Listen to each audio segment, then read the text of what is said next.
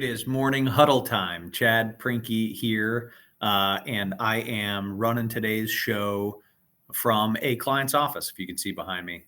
Thank you to New Dominion Construction for allowing me to hang out here this morning prior to our strategic planning meeting and running the session. New Dominion is an awesome company. A little quick free plug for those guys in exchange for their space.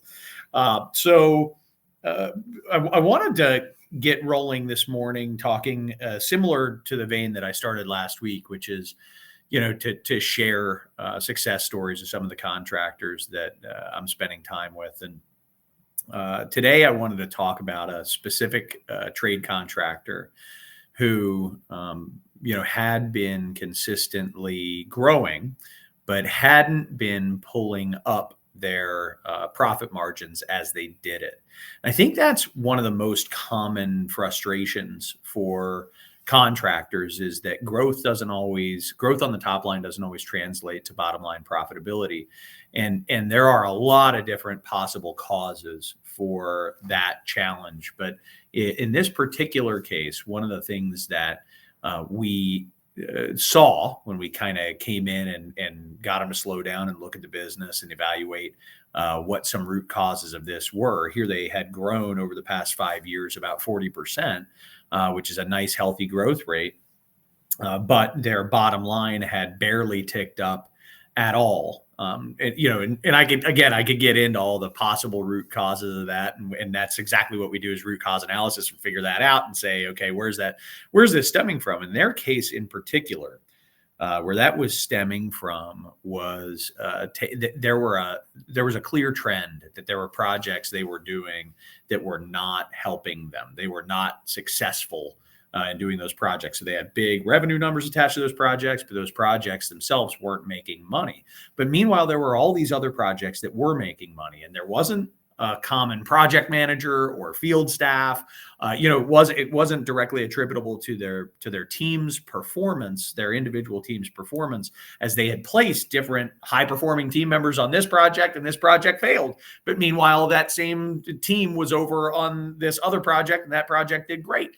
So what were the common threads? And what we figured out is there was a project type that was unhealthy for their business, that if they had removed the projects that fit this type, and it was a particular scope of work, without getting too much into detail, it was a particular scope of work that when they took on was unhealthy for their business. They did not know how to run that scope well. And so that leaves you with a decision as a business. Do we want to figure out how to get good at this scope of work? Or do we think there's actually enough opportunity in the market in our other scopes of work where we've proven we can perform to succeed? And so over the past 2 years, this company made the determination to focus on the work that they knew how to perform. And they cut out all the projects outside of that proven scope. They eliminated the projects that had been creating problems for them. That's a scary decision. As they did that, the first thing that happened is they were bidding less work, which meant they had to capitalize on the opportunities they were bringing in. And you know what was funny? As they bid less work, they actually bid better on the projects that they had. They went deeper and they worked them harder, and they actually sold these projects. And so over the past 2 years, while their top line revenue actually has stayed basically flat, so they maintained the gains that they picked up over that 5-year stretch of growth, but they did not grow any more over the past 2 years. What's happened is their bottom line has tripled. And so now they've gone from running at about a 6% net profit to in the mid to high teens in net profit on that work. Now, the next question is, how will they grow from here? Fun problems to solve. But I leave you with that. And I want to introduce today's guest. So today's guest is Alex Kablanian. He is from ServiceTitan. Alex, thank you so much for joining us for the Morning Huddle. Great to be here. And that was a great story you just shared. I will say it is not dissimilar to what I hear from a lot of contractors who have focused on top line growth. And what I tell them is the same thing. You got to understand your business, see the insights, and then you make the call on if you're going to try to optimize for finding new opportunities that are profitable, or taking the work that exists today that's a little bit tough and turning it around. So that's an amazing anecdote you just shared. Yeah, man. It's this is, a part of what can be so fun and so challenging to be a contractor, right? I think the real secret is to get visibility into the story behind the numbers. And that's a key point that I know you're all about at ServiceTitan. So I'm going to talk a little bit about ServiceTitan and then have you expand on that, but just want the audience to have some context. So I've got Alex in here to come in and sort of talk about he's very similar to me, but even on a larger scale, he has, visibility into what's going on with hundreds, if not thousands of contractors at any point in time. As ServiceTitan is one of the leading platforms, one of the leading softwares for contractors across the United States. They are particularly well known historically for having kind of a best-in-class solution for service contractors. So your mechanical contractors, your plumbing contractors, your roofing contractors, and so on, have built quite a reputation with ServiceTitan. So much so that I would say you're the 800-pound gorilla in that space. Would you agree?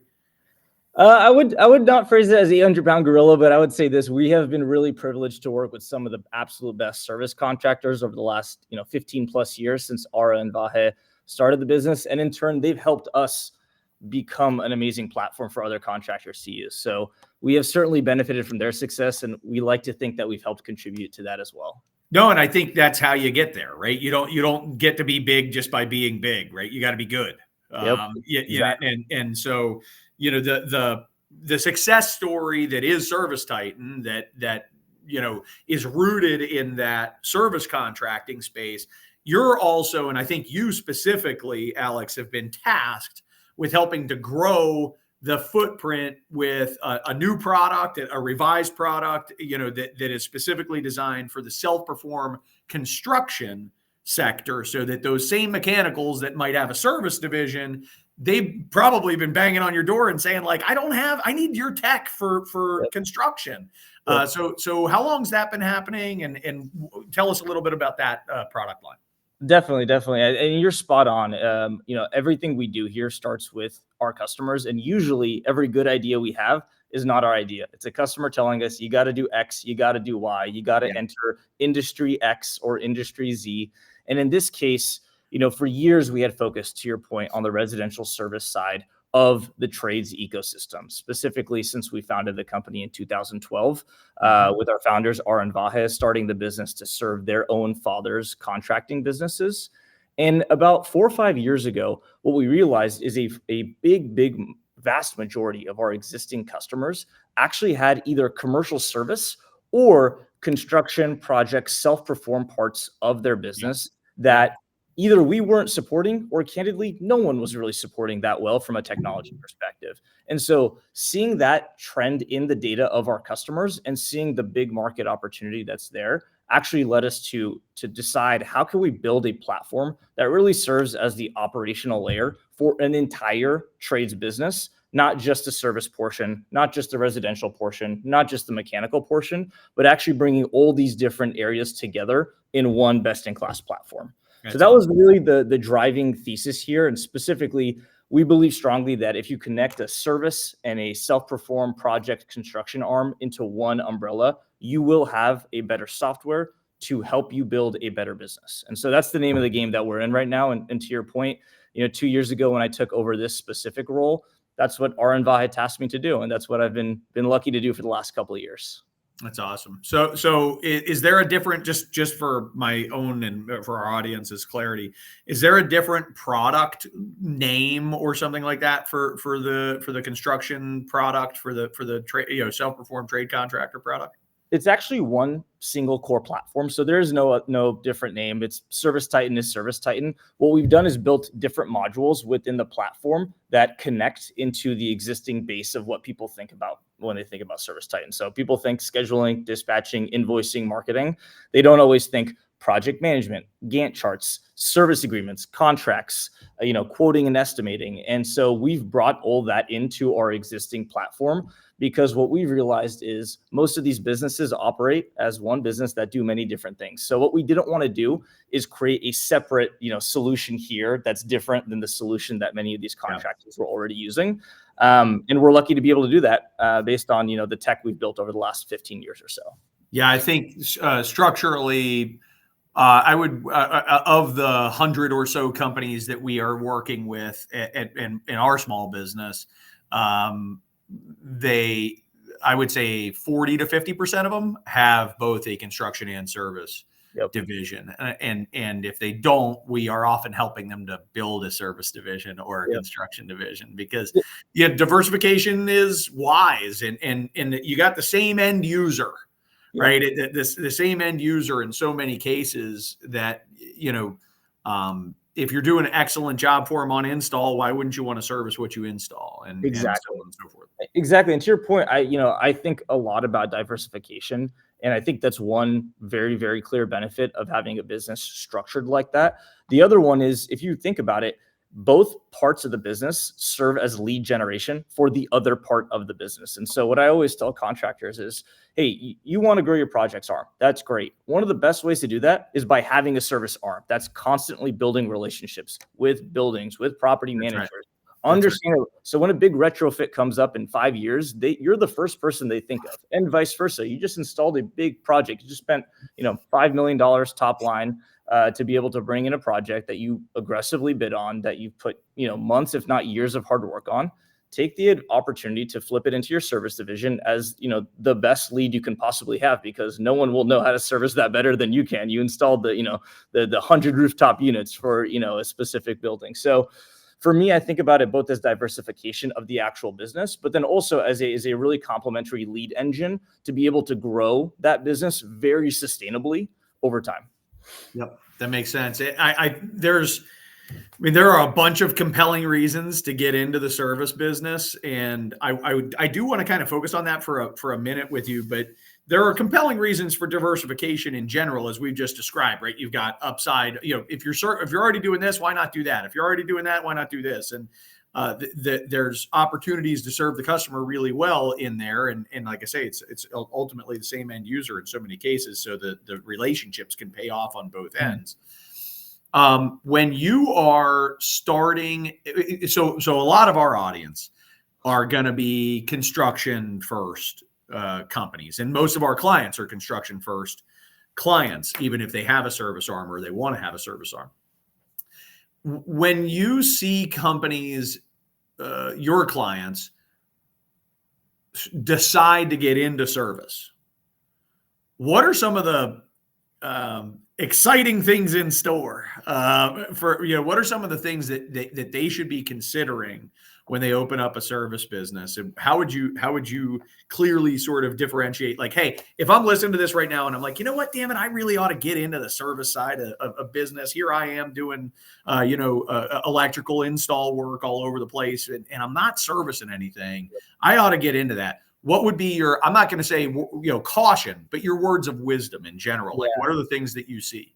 I would say that two things jump to mind. One is, because you've had such a history of successful projects and installs, the first thing I would do, and this is what I advise a lot of folks, is pull every single project that you've done in the last 5 years and put an estimated contract value or service value that you think you can win from each of those installs, and see what that size is. It could be $500,000 of revenue a year, could be $10,000 of revenue a year. That should be the first thing that you do to understand, do you want to enter this specific space? Because if you do, the first people you should talk to are the people you've done work with before. So that's sort of, caution or opportunity point one, I would say, is the lowest hanging fruit. And that will be the area that you can see, is this going to be successful or not, without having to stand up an outbound sales motion, marketing dollars, et cetera. Right. The second point I would say is, I don't think anything gets done well without focus. And what I mean by that is, don't just start something and pull 4 of your installers off and advise them to be service techs. Hire a service manager, hire specific service technicians who are skilled and understand, how to interact with specific customers, how to perform A+ service. And that will also be likely the way for you to take this from, a pet project on the side that you will always deprioritize into a first-class citizen to your company. I love that. That's great advice. And there's definitely this sort of opportunistic, like maybe we'll dabble, type of thing. And you know what's a really, really good recipe for not growing your service business is dabbling in your service business. Not only because it deserves full-time focus and needs, really does need it to grow, but also because if you don't, one of the things about service that is really important to understand is that if you don't create ecstatic, really, really happy customers, you don't get to keep them. Yep. In the construction side, I can argue that it's also true, but in the construction side, because the nature of the low bid machine that often is happening, and we help companies to beat that all the time because it's not real, but it does exist, like that piece of it, meaning when I say it's not real, I mean it's not a rule, right? It can be, that rule can be broken, but it does exist. I can kind of suck, but as long as I'm cheap, I can kind of get construction work. That is not the case on service, man. Yep. Like if you kind of suck, they're not going to keep you on the service side. And one of the other things you briefly touched on, but boy, is it a difference, is sales and marketing. If you're doing construction today, chances, let's pretend you're a 50-person construction company. Chances are pretty good if you got a 50-employee construction company that sales in your world looks an awful lot like maybe the owner, the founder, doing some relationship development, business development in the market, bidding work, and there's your sales engine, bidding, waiting, and winning. Like there's a fair amount of construction companies, most construction companies that I run into somewhere in between 50 and 200 employees. That's how they're winning work. For the most part. That is not how service works, man. You don't just get to have one salesperson as the founder, generating leads. If you had and this, I'll turn to you from your experience. If there's 100 employee service company out there, how many sellers do they likely have? Yeah, it's a good question. It's going to depend on the growth profile of the business for sure. There are certain folks who are, extremely new business oriented, which candidly we love. I think we want to help our customers achieve whatever goals they set out for them. I would say the most growth oriented 100-person service businesses, you're looking at least 5 to 10 sellers. And that's, I would say, on the more aggressive end. And so that said, I mean, we see folks who are as minimal as 1 or 2 who are, if they're highly effective. But I would say 5 to 10 is what we see more and more. And, it's part of the reason we recently acquired a company about 9 months ago called Convex, which specifically focuses on commercial service and projects prospecting. How do you find the properties, the businesses, and the contacts that you can reach out to as a selling team to be able to actually build a relationship that can last, months or years before you're able to win any sort of service or project work down the line. And so, we see the outbound sales motion be pretty effective. What we don't see as much is marketing. Candidly, there's not a lot of folks who are out there marketing in the commercial space, and so I don't know if that'll change over time, but that's definitely not something we're seeing as much. Yeah, it's now when you say commercial space juxtaposed with residential. Residential, the whole game is marketing, the whole game is marketing. Yeah, right. It's SEO and it's pay per click and it's all that kind of stuff. Where when you go into the commercial space, there isn't a lot of money spent on marketing. There's it is more. Look, one of the beautiful things about the commercial space is that you do work with the same people over and over and over again. That does make your cost of sale lower. Yep. By nature, because you get an account, and if you do great work, you keep the account. And if that company grows, then you grow with that company. Yep. Yeah, and the best in class, renewal rate that we see for service contracts as an example in commercial is like 95, 98%. So your work determines how well your business will do, plain and simple. Those folks will go refer you. Property managers will change hand to hand and bring you with them as, a trusted vendor. And so, we always advise that, nothing can replace quality. So you can hire the entire sales team, best sales team in the world will be great. But if you're not performing quality, on time, high value work, then it ain't going to matter over time. Yep. All right, let's shift gears into this construction end because it's just fun. I love talking with people who understand both ends of the spectrum like you. It's a good conversation. But if we focus in on construction, what innovative strategies, technologies can help to maximize labor efficiency and project management in the self-perform contractor construction space? Yeah, it's a great question. And honestly, it's one we ask ourselves just about every day when we think about what new products are we going to build. The way I think about it is the labor shortage is probably the most top of mind thing in the entire industry. Skilled labor is hard to find.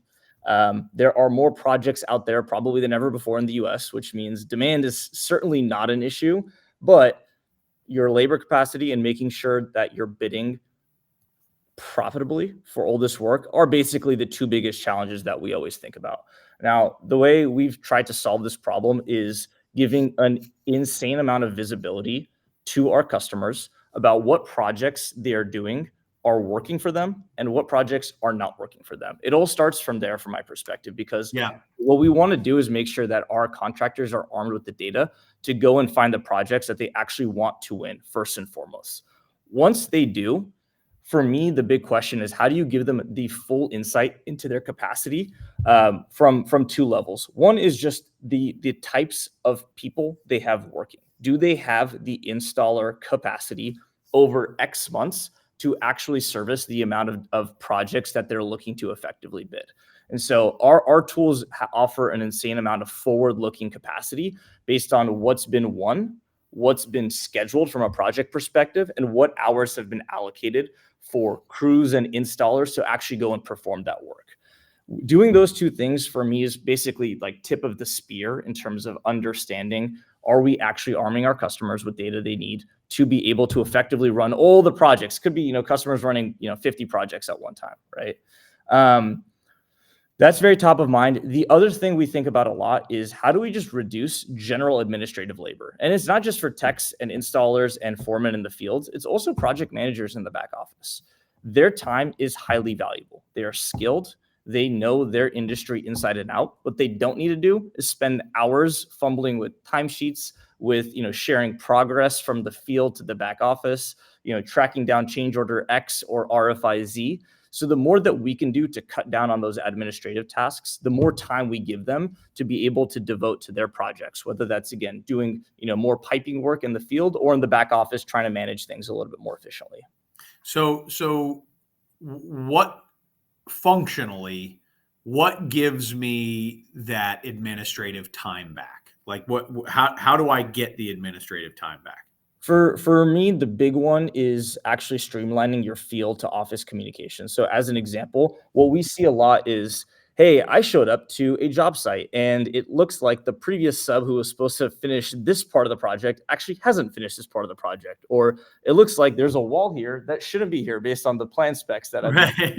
And so, that could waste an entire day from a working capacity perspective. And so what we spend a lot of time on is, how do we make sure that we are connecting the foreman and the installer from the field to the office, such that if there's anything unexpected that pops up, the project manager knows about it instantly so that they can do two things.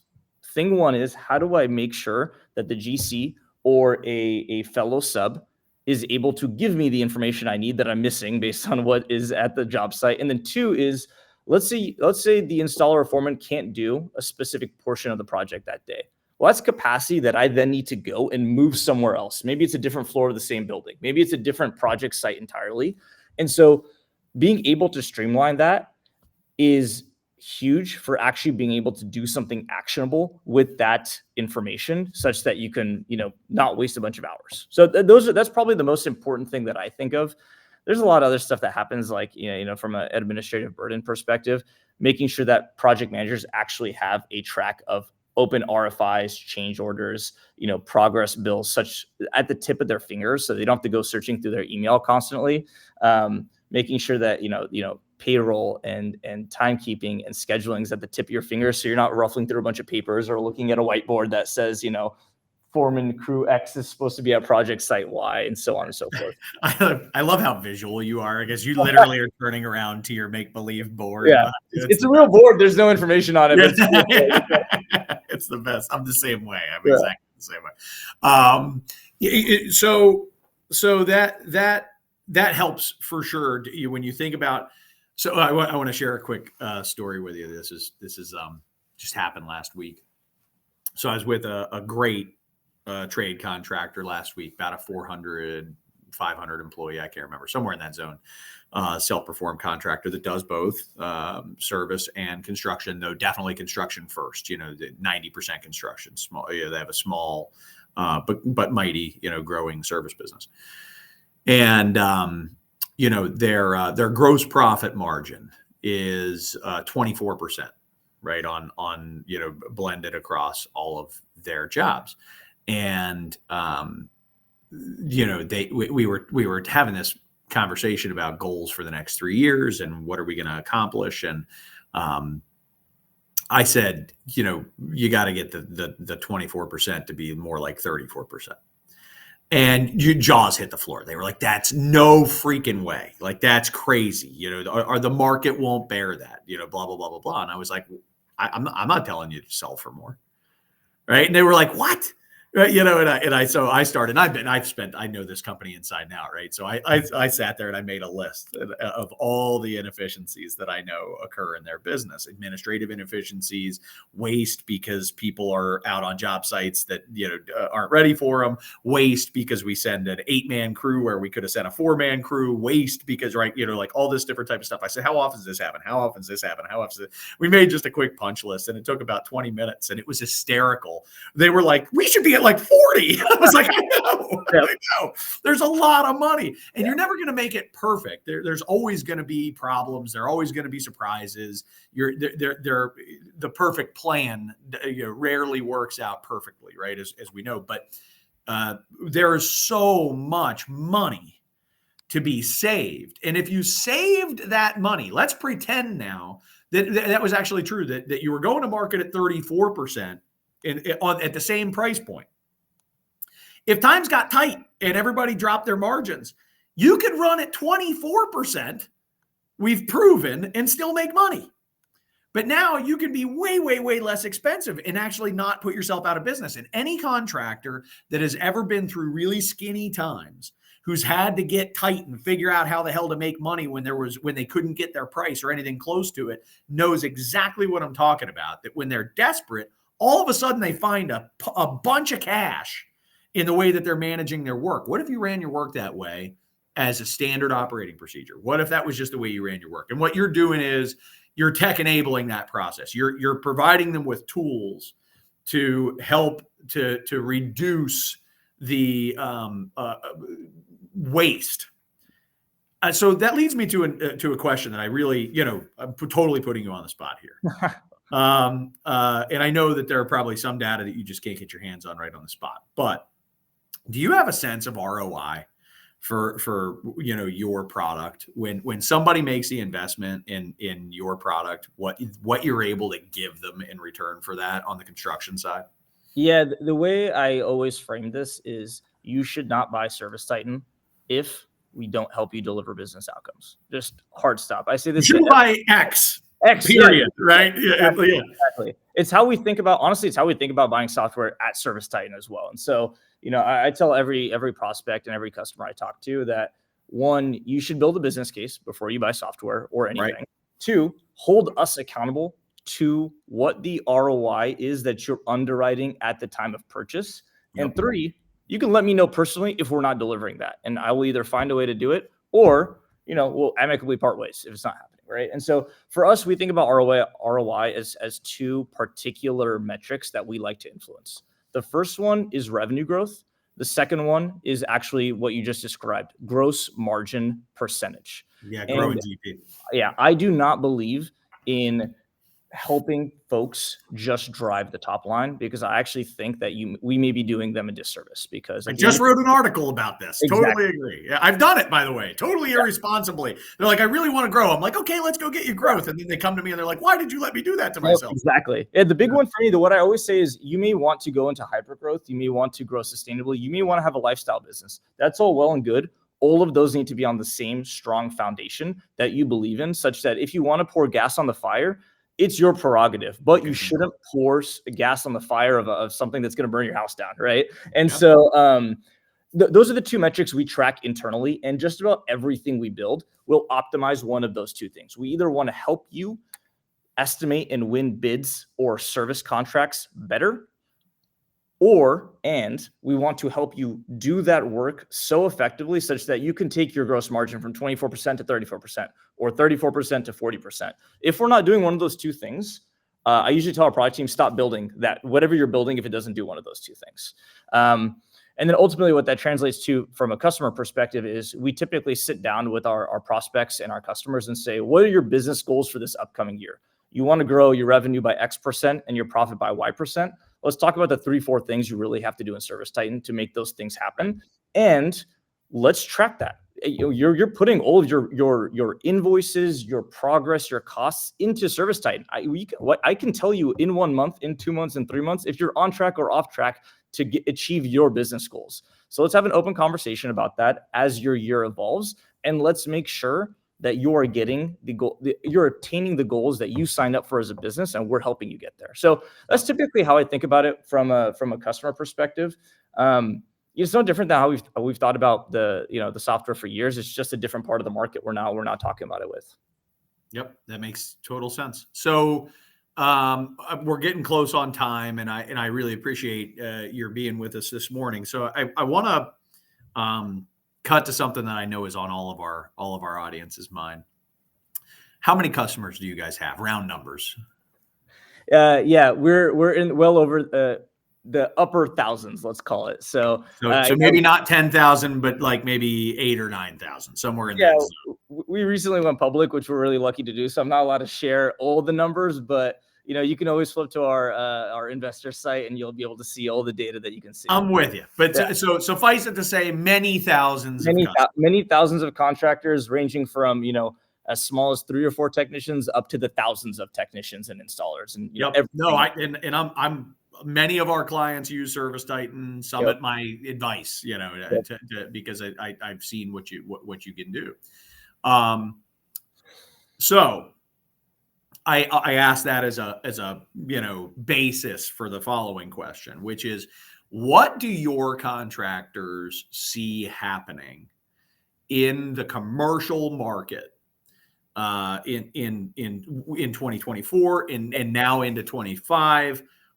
What's the general feel out there? And I know one of the things for sure that comes up in a lot of my conversations, people are like, have we hit bottom on commercial occupancy? Like, is this it? Did we finally get there? Because man, last year was painful, type of thing. So I understand that there's, macro data that you can't really report on per se, right? That you pull through. So I'll just ask anecdotally, what's the feel? Yeah, I'll say this. It's been a rough 4 years. Ever since COVID, it's been really rough. There's been a lot of changes. Every year there's optimism. Every year there's pessimism, and everything in between. I will say anecdotally, talking to probably 10 different customers on any given week.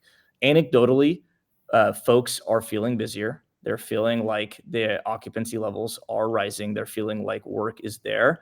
Obviously, things like new construction and projects are at all-time highs. There's always just new types of projects coming online, especially with a lot of the recent regulations about data centers, et cetera. But even just standard service work, it feels like there's more energy around it this year. And a lot of the conversations I've been having are from folks who are energized to actually grow that portion of the business for the first time in a while, which is exciting. I think it's what folks have been waiting for. I think we're seeing it in terms of also just some of the news that's out there. You're seeing a lot of return to office mandates, cropping up. You're seeing, things like that have been a stark change from the last couple of years. And for me, that's a point of optimism. But what I also like to tell our customers is, even if that's not happening, we need to help you build a sustainable business such that if there are peaks and valleys, you are armed to be able to sustain either, thrive in the peaks, make sure you're around in the valleys. Yeah, no doubt. I mean, there's, you can't use the economy as an excuse for not being successful. You've got to figure out a way to be successful regardless of economic times. Now, your definition of success might change a bit, and that's okay, right? But to your point, surviving and not having to lay people off en masse is an example. Maybe your definition of success. That's okay. But point is, you can't use the economy as an excuse forever, for sure.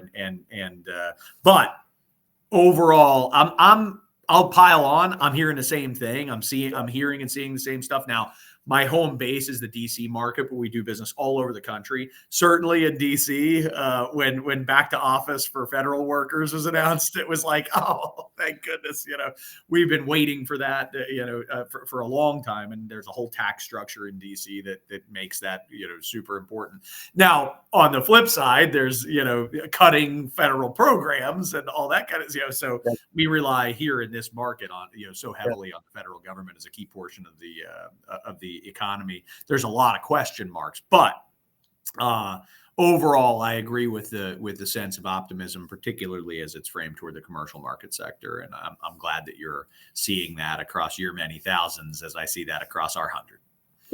Yep. No, it's good. It's an exciting time. I think there's a lot of folks who are ready for things to pick up, and so we're excited to see what happens in the next couple of years here. That's awesome, man. Well, great. Any parting words? Anything else that you want to toss in there before we wrap up? I think parting words, I would just say one, thank you for having me. It's a privilege to work for an industry that is so critical to the world, both, the buildings that power our economy, but also the homes. We have many customers who do both commercial, residential, new construction, and service. And so it's a privilege to be here. It's a privilege to spend some time with you and to the many viewers. Thank you for everything that you do. You guys are amazing, and we're lucky to be just a part of your amazing journeys. Hey, thanks, man. We appreciate you. Keep doing what you're doing, making life easier for the contractors you serve. It's great. Appreciate that. All right, Alex. Thank you for joining us, guys. I'm going to go to a quick sponsor timeout, and then I'll jump back on and talk a little bit about next week.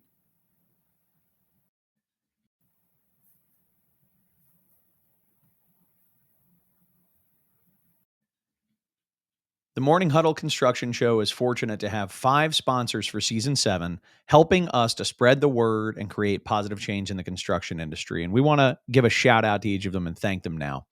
First is Katz Abosch. This is a middle market accounting firm with a deep specialization in construction, tax, audit, accounting, fantastic group of people. Next is Lawrence Law. This is a boutique law firm that works with contractors and helps them with their day-to-day legal needs, as well as all of their most significant legal challenges that they might run up against.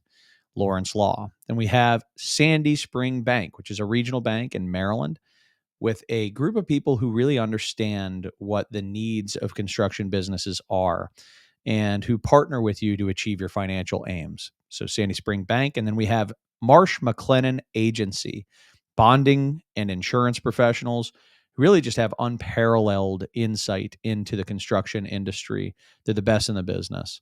And then lastly, we have Genesis AEC.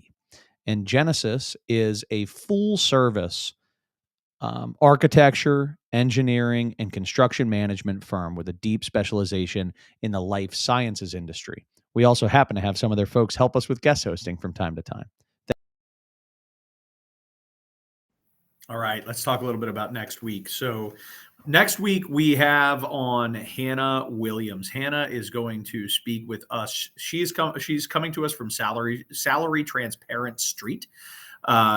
She's just been blowing up online with her viral content all over LinkedIn and all the social medias. And what they're doing is bringing a level of salary transparency to the employer market and the employee market, which is really, really useful and also a little scary.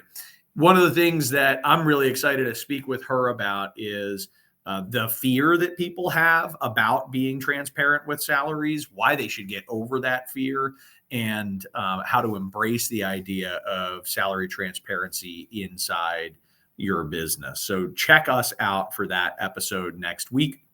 I also just wanted to do a quick shout out for Well-Built Consulting, which is my firm.